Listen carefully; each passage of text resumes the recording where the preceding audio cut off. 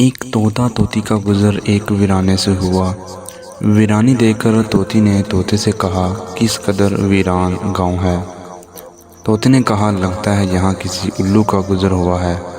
جس وقت طوطا طوطی باتیں کر رہے تھے، عین اسی وقت ایک الو بھی وہاں سے گزر رہا تھا۔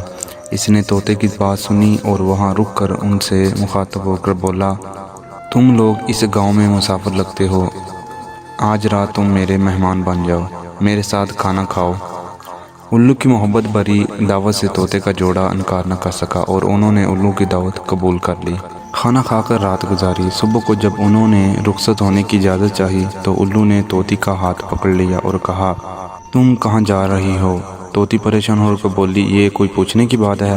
میں اپنے خاوند کے ساتھ واپس جا رہی ہوں۔ الو یہ سن کر ہنسا اور کہا، یہ تم کیا کہہ رہی ہو؟ تم تو میری بیوی ہو۔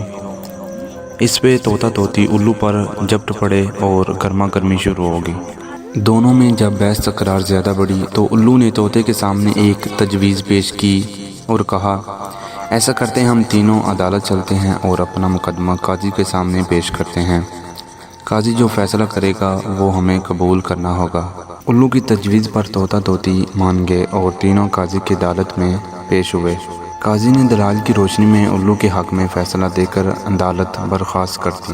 طوطا اس بے انصافی پر بہت زیادہ رویا اور چیختا چلاتا ہوا چل دیا۔ کچھ دیر کے بعد الو نے طوطے کو آواز دی، بھائی اکیلے کہاں جاتے ہو؟ اپنی بیوی کو تو ساتھ لیتے جاؤ۔ طوطے نے حیرانی سے الو کی طرف دیکھا اور بولا، اب کیوں میرے زخموں پر نمک چھڑکتے ہو؟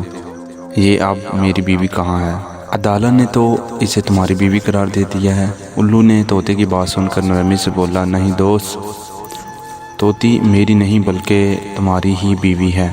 میں تمہیں صرف یہ بتانا چاہتا تھا کہ بستیاں الو کے گزرنے سے ویران نہیں ہوتی بلکہ بستیاں تب ویران ہوتی ہیں جب ان سے انصاف اٹھ جاتا ہے۔ دوستو، اگر آپ اس طرح کی مزید مورل ویڈیو دیکھنا چاہتے ہیں، اس چینل کو سبسکرائب کر لیں اور بیل آئیکن پر کلک کر لیں۔ اپنی رائے کا اظہار کمنٹ باکس میں لازمی دینا۔ Thank you.